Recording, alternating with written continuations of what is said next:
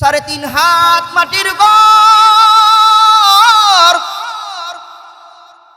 অন্ধকার কবরের ঘর, সাথী নাই বাতি নাই। ওই কবরে 2 জন ফেরেশতা আসবে। তিনটা প্রশ্ন করার জন্য 2টা ফেরেশতা চলে আসবে। প্রথম প্রশ্ন হবে, আব্দুল কাদের জিলানী, রবের পরিচয় দাও, তোমার রব কে? দ্বিতীয় প্রশ্ন হবে, ধর্মের পরিচয় দাও, তোমার ধর্ম কি ছিল? তৃতীয় প্রশ্ন হবে, রহমাতুল লিল আলামিন, রহমাতুল লিল আলামিনের পরিচয় দাও। আলহামদুলিল্লাহ, যদি আমি 3টা প্রশ্নের উত্তর দিতে পারি, তখন আমি বলতে পারবো, কুকুর আমি ভালো, তুই খারাপ। কুকুর, আর যদি আমি 3 প্রশ্নের উত্তর দিতে না পারি, আমার কবরের মধ্যে 1টা নয়, 2টা নয়, 99টা সাপ দিয়ে দেওয়া হবে। কবরের মধ্যে আগুন জ্বালায় দেওয়া হবে। কবরের 2 পাশের মাটির চাপ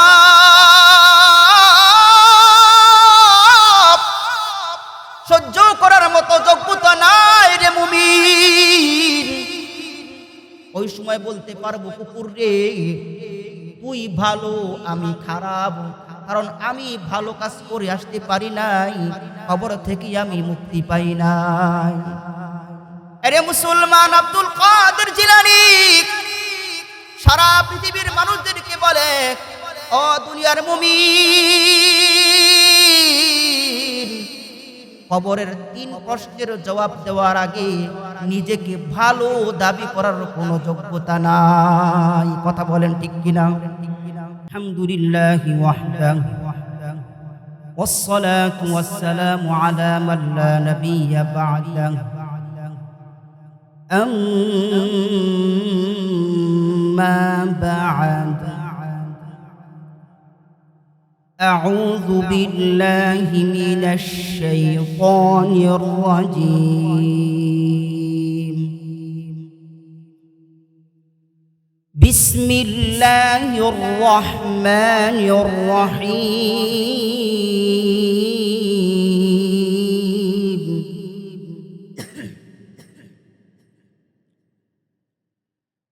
يا أيها الذين آمنوا استعينوا بالصبر والصلاة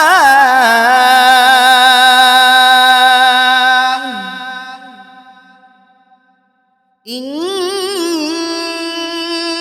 الله مع الصابرين.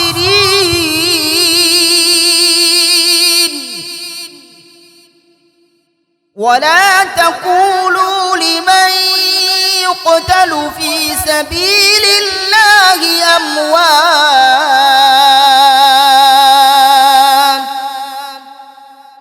بل أحياء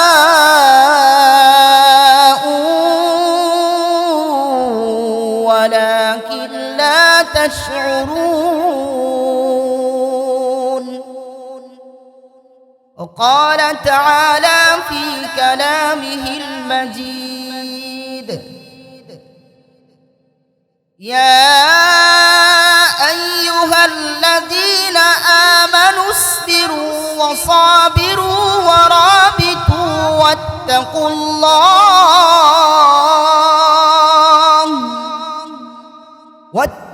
الله لعلكم تفلحون. وقال رسول الله صلى الله تعالى عليه وسلم، العز عزاري والكبرياء ردائي، رواه مسلم، أو كما قال النبي عليه الصلاة والسلام. سبحانك لا علم لنا إلا ما علمتنا ইন্নাকা আনতাল আলিমুল হাকীম। সুদ ঘুষ আর অবিচার, অন্যায় আর বেবিচার, নারী দর্শন, মানুষ হত্যা আর গুম কামছে এ বিশ্বের জমিন।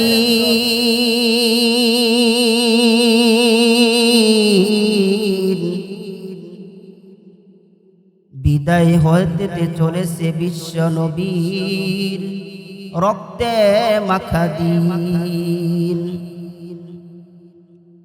বেপরদাতে চলছে নারী, অশ্লীলতাই গেল বরি। মুমিন মুসলিমের হৃদয় আজি নেফাকিতে ভরপুর। মুমিন মুসলিম আজি নামাজ ছেড়ে দিয়ে কাজে কর্মে বিভোর। বাতা हमको तेरी राह किस तरफ है, तेरी राह पर चला हमको खुदाया अगर खाही। कदर जन्नत रसीदी तरीक़ाए मुहम्मद कुन जिंदगी। मुहब्बतेर साथे पढ़ेन ला इलाहा ला इलाहा। दिल खुले पढ़ेन ला इलाहा ला इलाहा ला इलाहा ला इलाहा इल्लल्लाह ला इलाहा। ऐ खुदा बना दे मुझको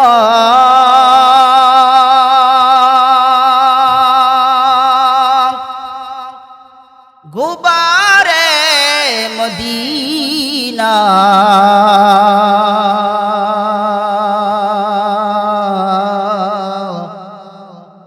ऐ खुदा दिखा दे हमें रौज़ा का मदीना। बलगल उला बिकमालिही कशफत दुजा बिजमालिही हसनत जमीउ खिसालिही सल्लू अलैहि व आलिही। मुहतरम हाज़िरीन, सर्वप्रथम আল্লাহ আমরা সকলেই মহান মালিকের দরবারে শুকরিয়া জ্ঞাপন করি যে আল্লাহ সুবহানাহু ওয়া তাআলা আমাকে আপনাকে আজকে বেহেশতের বাগানে বসার এবং আসার সুযোগ করে দিয়েছেন। উপস্থিত আছেন আজকের মাহফিলের প্রধান বিশেষ অতিথিবৃন্দরা, দূর দূরান্ত থেকে আগত মুসলমান ভাইয়েরা, পর্দার অন্তরালে শ্রবণদাতা শ্রদ্ধেয় বাজন আমার মা ও বোনেরা, দল মত নির্বিশেষ আসুন সকলেই ওই আল্লাহর দরবারে শুকরিয়া জ্ঞাপন করি যে আল্লাহ সুবহানাহু ওয়া তাআলা আমাকে আপনাকে অসংখ্য অগণিত সহস্র কোটি নিয়ামতের মাধ্যমে আজকে আল্লাহর ঘর মসজিদে বেহেশতের বাগানে বসার সুযোগ করে দিয়েছেন। এজন্য সকলে বলি আলহামদুলিল্লাহ। বিশ্ব নবী, মায়ের নবী, মুক্তির নবীর শানে দুরূদ ও সালাম পাঠ করে বলি সাল্লাল্লাহু আলাইহি ওয়াসাল্লাম। মুহতারাম হাজিরিন, আমি আপনাদের সম্মুখে পবিত্র কালামুল্লাহ শরীফে সূরা বাকারার 154 নং আয়াত তেলাওয়াত করেছি। বিশ্বনবীর বহু হাদিসের ভান্ডার থেকে সিহা সিত্তার অন্যতম কিতাব মুসলিম শরীফ থেকে একটি হাদিস পাঠ করেছি।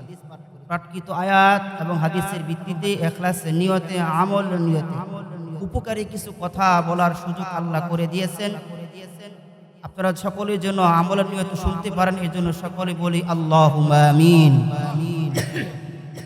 মুহতারাম হাজিরিন, আমি দুইটা আমলের কথা বলবো। এক নাম্বার হলো ধৈর্য। দ্বিতীয় হলো অহংকার।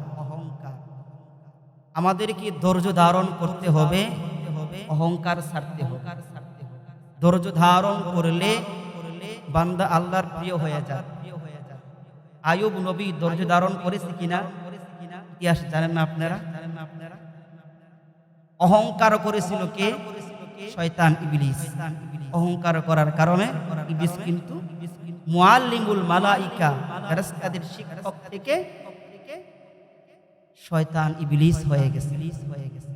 অহংকার মানুষকে ধ্বংস করে যায়, আর ধৈর্য সবর মানুষকে দামি বানায়। এজন্য ধৈর্য ধারণ করতে হবে, অহংকার ছাড়তে হবে। এই দুইটি আমলের কথা বলবো ইনশাআল্লাহ। তো ধৈর্য বড় দামি একটা সম্পদ। ধৈর্য পাওয়ার জন্য, ধৈর্যশীল হওয়ার জন্য আল্লাহর কাছে দোয়া করার দরকার। আল্লাহ ধৈর্যশীল বানান। ধৈর্য সবাই ধরতে পারে না। যার ধৈর্য কম তার গুনাহ বেশি, যার ধৈর্য কম তার পাপ বেশি, যার ধৈর্য কম তার শত্রু বেশি, আর যে ধৈর্যশীল তার বন্ধু বেশি, তার গুনাহও কম। এজন্য আল্লাহ তাআলা বলেন, ইয়া আইয়ুহাল্লাযীনা আমানুস্তাঈনু বিস-সাবরি ওয়াস-সালাহ ইন্নাল্লাহা মা'আস-সাবিরিন।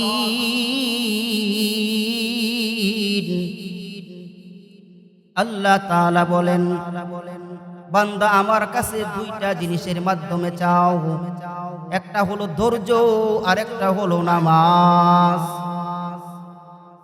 আরে মুসলমান, আজকে ধৈর্যের খবর নাই, নামাজেরও খবর নাই, অথচ ধৈর্য তো আল্লাহ তাআলার পক্ষ থেকে বড় একটা সম্পদ। কাল কিয়ামতের ময়দানে আল্লাহ রাব্বুল আলামিন ধৈর্যশীল বান্দাদেরকে বিনা হিসাবে জান্নাত দিয়ে দিবেন। আল্লাহ তাআলা ধৈর্যশীলদেরকে কাল কিয়ামতের ময়দানে বিনা হিসাবে জান্নাত দিয়ে দিবেন। তাহলে ধৈর্য আল্লাহর কাছে অনেক বড় একটা নিয়ামত। আল্লাহ তাআলা বলেন, ইয়া আইয়ুহাল্লাযীনা আমানুসবিরু ওয়া রাবিতু ওয়াত্তাকুল্লাহ। হে মুমিন, ধৈর্য ধারণ করো, ধৈর্য আল্লাহ তাআলার পক্ষ থেকে বড় একটা নিয়ামত। 2 নম্বরে নামাজ। এখানে যারা বসে আছেন অথবা কোনো মানুষকে যদি জিজ্ঞেস করা হয়, আপনি আল্লাহর কাছে না চেয়ে মাজারে গিয়ে চান কেন? ওরে আল্লাহর কাছে চাইছিলাম পাইলাম না। যদি চাওয়ার হিসাবটা নেই, তুমি ফজরের নামাজ পড়ছনি? বলে পড়ি নাই। জোহরের নামাজ পড়ছনি? বলে পড়ি নাই। আসরের নামাজ পড়ছনি? বলে পড়ি নাই। মাগরিবের নামাজ পড়ছনি? বলে পড়ি নাই। এশার নামাজ পড়তে পারি নাই। ফজরের নামাজ পড়বে কিনা আল্লাহ তাআলাই ভালো জানে। আল্লাহ বলে, বান্দারে, আমার কাছে চাওয়ার একটা নিয়ম আছে, নিয়ম ছাড়া আমি আল্লাহ তাআলা দিব না। রে আল্লাহর গোলাম, আজকে তোমার নামাজের খবর নাই, ধৈর্যের খবর নাই, ধৈর্য নাই, নামাজও নাই। ধৈর্য নামাজ ছাড়া যদি চাও আল্লাহ তোমাকে দিবে না। ধৈর্য নামাজের সাথে চাও, তুমি চাইতে দেরি করবা, আল্লাহ তোমাকে দিতে দেরি করবেন না। করতাওয়াক্কুল মিকুনি হার সুবহ শাম মিরসানাত রাস্তে তু আজলা মাকাম। করতাওয়াক্কুল মিকুনি হার সুবহ শাম সিরানাত রাস্তে তু আজলা মাকাম। চাইবো কার কাছে? আরো জোরে বলেন, কার কাছে চাইবো? কয়টা জিনিসের মাধ্যমে চাইবো? 2টা জিনিসের মাধ্যমে চাইবো। একটা হলো নামাজ আর একটা হলো ধৈর্য। এরে মুসলমান, আজকে সমাজের মধ্যে এমন মানুষ আছে ধৈর্য ধারণ করে না, নামাজও পড়ে না, গুনার কাজ করে। বলেন আল্লাহ তাআলা তাকে কিভাবে দিবে? আল্লাহ বলে, বান্দা তোমার যতটুকু প্রয়োজন আমি যতটুকু পারি তোমাকে দিব, কিন্তু আখিরাতে তুমি কিছুই পাইবা না। আর যারা ধৈর্য ধারণ করে নামাজ আদায় করে, নেক আমল করে, ধৈর্য এবং নামাজের মাধ্যমে যারা চাইবে, আল্লাহ বলে বান্দারে আমি দুনিয়াতেও দিব, আখিরাতে দিব আসলটা। ইয়া আইয়ুহাল্লাযীনা আমানুসবিরু ওয়া রাবিতু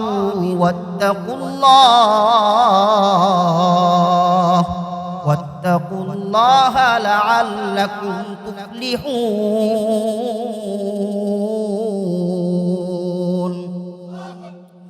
এরে মুসলমান, ধৈর্য বড় দামি একটা সম্পদ। যার ধৈর্য কম তার গুনাহ বেশি, যার ধৈর্য কম তার শত্রু বেশি। যার ধৈর্য আছে তার নেক আমল আছে, তার শত্রুও কম, বন্ধুও বেশি। কথা বলেন ঠিক কিনা?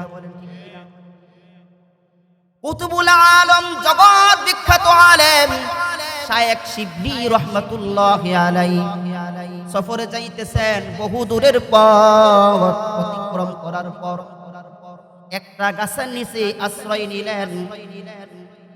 গাছ কথা বলে, ও শিবলি, তুমি আল্লাহর ওলি হইছো, কামেল হইছো, মুকাম্মেল হতে পারো নাই। যদি মুকাম্মেল হতে চাও আমি গাছের আদর্শ গ্রহণ করো। গাছ আবার কথা কয় নাকি?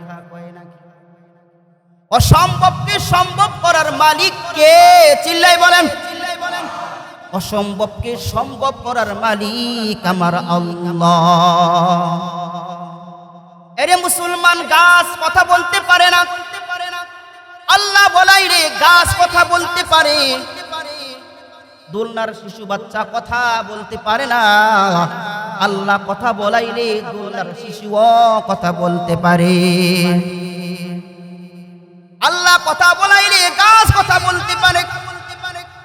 মানুষ চাইলে পারে না, আল্লাহ চাইলে পারে। এবার শিবলি রহমাতুল্লাহি আলাইহি বলে, হে গাছ, তোমার কাছে কি এমন আদর্শ আছে যে আদর্শ গ্রহণ করলে আমি কামেল মুমিন বান্দা হয়ে যাব? গাছ বলে, ও শিবলি, আমার বডির দিকে তাকাইয়া দেখ, ছুরির আঘাত, বেতের আঘাত, মানুষ আমার কাছে ডিল মারে, দা দিয়া দালা কেটে নিয়ে যায়, চামড়া কেটে নিয়ে যায়, আমি গাছ কিচ্ছু বলি না, গাছ কিছুই বলি না। ধৈর্য ধারণ করি, কষ্ট করি, ধৈর্য ধারণ করে করে কষ্ট করে মৌসুম সময় ভিটামিন যুক্ত ফল নিয়ে হাজির হয়ে যায়। কথা বলেন ঠিক কি? শায়েখ শিবলি রহমাতুল্লাহি আলাইহি বলেন, হে গাছ, তোমার কাছ থেকে একটা আদর্শ পাইলাম, জীবনে ধৈর্য ধারণ করতে হবে, ইস্তেকামতের সাথে চলতে হবে। আমার একটা প্রশ্ন, হে গাছ, তোমার কাছে এত সুন্দর আদর্শ থাকা সত্ত্বেও কেন তোমাকে আগুনে পোড়ানো হয়? গাছ রে, তোকে কেন লাকড়ি বানায়া আগুনের মধ্যে পোড়ানো হয়? ব্যাপার কি? এবার গাছ বলে, ও শিবলি, আমার জন্ম লগ্ন থেকে একটা দোষ আছে, বদ অভ্যাস আছে। কি সেই বদ অভ্যাস? আমি জন্ম লগ্ন থেকে মাথা উঁচু করে শুধু উপরে উঠতে চাই, মাথা নত করতে চাই না। অহংকার, কিবির, যে আমার উপরে ছাদ দেওয়া হয় বা কাপড় দেওয়া হয়, ভেদ করে আমি উপরে উঠে যাই। আর যদি শিকল বা ছাদ দেওয়া হয়, বেয়ে বেয়ে অন্য দিকে চলে যাই, আর মাথা নত করতে চাই না। এটা কিবির, অহংকার। এই জন্য আমার চিরস্থায়ী শাস্তি হলো আগুনে পুরাইয়া দেওয়া। শায়েখ শিবলি রহমাতুল্লাহি আলাইহি বলেন, আলহামদুলিল্লাহ হে গাছ, তোমার কাছ থেকে দুইটা উপদেশ পাইলাম। একটা হলো জীবনে ধৈর্য ধারণ করতে হবে, ইস্তিকামতের সাথে চলতে হবে। আর একটা হলো অহংকার করা যাবে না, নিজেকে বড় মনে করা যাবে না। অহংকার করলে, নিজেকে বড় মনে করলে তার ফলাফল হবে জাহান্নামের আগুন। কথা বলেন ঠিক কিনা? ওই জাহান্নামের আগুন থেকে বাঁচার বিবেক শক্তি, বুদ্ধিমত্তা, ইখতিয়ার দিয়েছেন কে? আল্লাহ আমাদের রব।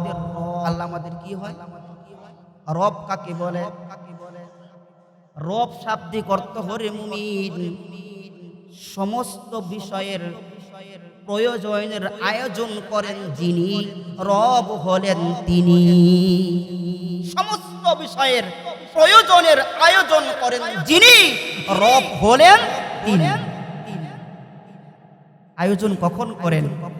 আমি আপনি চাওয়ার আগেই সব আয়োজন করে দেন। কথা বলেন ঠিক কিনা? তাহলে কেন সেই মালিকের গোলামি করব না? কেন আখিরাতের ভয় করব না? হযরত ওমর ফারুক রাদিয়াল্লাহু তাআলা আনহু একটা বকরির বাচ্চাকে ধরে বলে, ও বকরির বাচ্চা, তোর কপাল কত ভালো, তোর হিসাব নাই, জান্নাত নাই, জাহান্নাম নাই। আদম সন্তান তোকে হালাল ভাবে জবাই করে খেয়ে ইবাদত করবে, তুই কাজে লেগে যাবি। আমি মানুষ, যদি আমি জান্নাতের কাজ করতে না পারি, আমি ওমর যদি জান্নাতের কাজ করতে না পারি, তাহলে কাল কিয়ামতের ময়দানে আমার কোনো দাম নাই। জাহান্নামের ফেরেশতারা হাতের মধ্যে হ্যান্ডকাফ লাগায়া জাহান্নামে নিয়ে যাবে। কথা বলেন ঠিক কিনা? এই ছিল সাহাবীদের আখিরাতের ফিকির। আমার ভাইয়ারা বলতেছিলাম, শায়েখ শিবলি রহমাতুল্লাহি আলাইহি বলেন, হে গাছ, তোর কাছ থেকে দুইটা জিনিস পাইলাম। একটা হলো বিপদে ধৈর্য ধারণ করতে হবে, ইস্তিকামতের সাথে চলতে হবে। আর একটা হলো অহংকার করা যাবে না, নিজেকে বড় মনে করা যাবে না, পরিণাম হবে জাহান্নাম। তাহলে অহংকার জিনিসটা কি? অহংকার কাকে বলে? আমি বড়, সে ছোট। আমি ভালো, সে খারাপ। কথা শুনতে বললাম চারটা না? আমি ভালো, সে খারাপ। আমি বড়, সে ছোট। এই যে মনোভাব, এটা আমি ভালো, আমি বড়, এই যে ভাবটা, এটার নামই কি? অহংকার। আল্লাহ বলেন, ইন্নাহু লা ইউহিব্বুল মুস্তাকবিরিন। যার ভিতরে অহংকারের ময়লা থাকবে, সে ব্যক্তি আল্লাহর পছন্দের বান্দা হতে পারে না। ইন্নাহু লা ইউহিব্বুল মুস্তাকবিরিন। অহংকারী বান্দা কি আল্লাহ পছন্দ করেন না, মুহাব্বত করেন না। আরে মুসলমান, যার ভিতরে অহংকার থাকবে তার আমল নষ্ট হয়ে যায়। যার ভিতরে অহংকার থাকবে তার ঈমান নষ্ট হয়ে যায়। যার ভিতরে অহংকার থাকবে আদব, আখলাক, স্বভাব, চরিত্র সব কিছু নষ্ট হয়ে যায়। এই জন্য পয়গম্বর বলেন, আল ইজ্জু ইজারি ওয়াল কিবরিয়াউ রিদাই। হে মুসলমান, তোমরা অহংকার করো না। অহংকার হলো আল্লাহ তাআলার গায়ের চাদর। যদি আল্লাহর গায়ের চাদর নিয়ে টানাটানি করো, আল্লাহ বলে, বান্দারে, কঠিন শাস্তি পাওয়ার জন্য তুমি প্রস্তুত হয়ে থাকো। পারবো? কথা বলেন। অহংকার কি জিনিস? গায়ের চাদর। কে বলছেন? আল্লাহ নবী বলছেন, আল ইজ্জু ইজারি ওয়াল কিবরিয়াউ রিদাই। অহংকার আমি আল্লাহর গায়ের চাদর। অহংকার তো আমি আল্লাহ করব, তুমি বান্দা, তুমি কিসের অহংকার করো? পরিণাম খুব খারাপ। অহংকার, আমি বড়, আমি ভালো, এটা যদি ভিতরে না আসে ভাই, এটা হলো মূল উদ্দেশ্য। অহংকারের কারণে শয়তান কিন্তু ধ্বংস হয়। আমি ভালো, এই কথাটা এই ভাবটা যেন মনে না আসে, আমি কেমনে বলবো আমি ভালো। কুতুবে রব্বানি বড় পীর আব্দুল কাদের জিলানী রাহমাতুল্লাহি আলাইহি রাস্তা দিয়ে যাইতেছেন, প্রতিমধ্যেই একটা কুকুর দাঁড়ায় গেছে। কুকুর বলে, ও বড় পীর, আমার একটা প্রশ্নের জবাব দিয়ে যাও। কি তোমার প্রশ্ন? বলে, বলো তুমি ভালো নাকি আমি ভালো? কি বলে? কুকুর বড় পীরকে প্রশ্ন করে, আমি ভালো না তুমি ভালো, উত্তর দিয়ে যাও। বড় পীর পেরেশান, আব্দুল কাদের জিলানী পেরেশান হয়ে গেছে রে ভাই, কি বলবে? যদি বলে তুমি ভালো আমি খারাপ, তাহলে আল্লাহর কোরআনের আয়াতের উল্টা হয়ে যায়। আল্লাহ কোরআনে বলছেন, ওয়ালাকাদ কাররামনা বানি আদম, আল্লাহ বানি আদমকে সবচেয়ে সুন্দর উত্তম আখলাক দিয়ে সৃষ্টি করেছেন।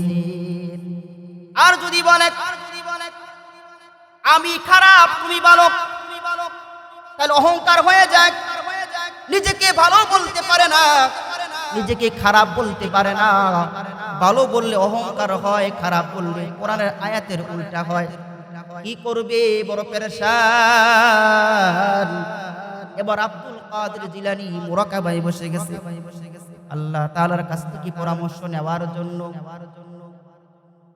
মুরাকাবা শেষ করিয়া আব্দুল কাদের জিলানী বড় পীরকে ডাক দিয়া বলে,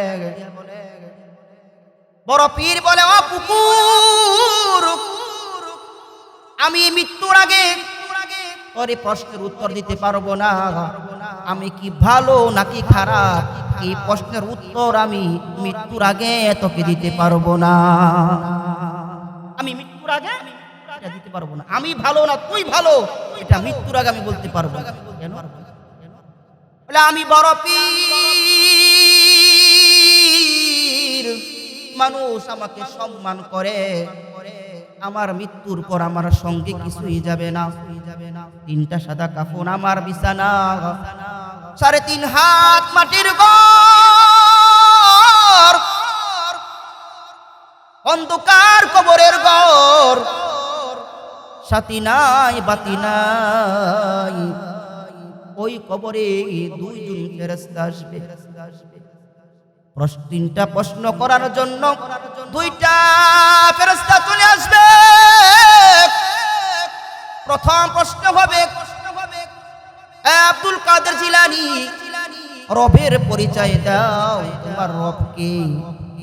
দ্বিতীয় প্রশ্ন হবে, ধর্মের পরিচয় দাও, তোমার ধর্ম কি ছিল? তৃতীয় প্রশ্ন হবে, রহমাতুল লিল আলামিন, রহমাতুল লিল আলামিনের পরিচয় দাও। আলহামদুলিল্লাহ, যদি আমি 3টা প্রশ্নের উত্তর দিতে পারি, তখন আমি বলতে পারবো কুকুর আমি ভালো তুই খারাপ। কুকুর, আর যদি আমি 3 প্রশ্নের উত্তর দিতে না পারি, আমার কবরের মধ্যে 1টা নয় 2টা নয় 99টা সাপ দিয়ে দেওয়া হবে। কবরের মধ্যে আগুন জ্বালায় দেওয়া হবে। কবরের 2 পাশের মাটির চাপ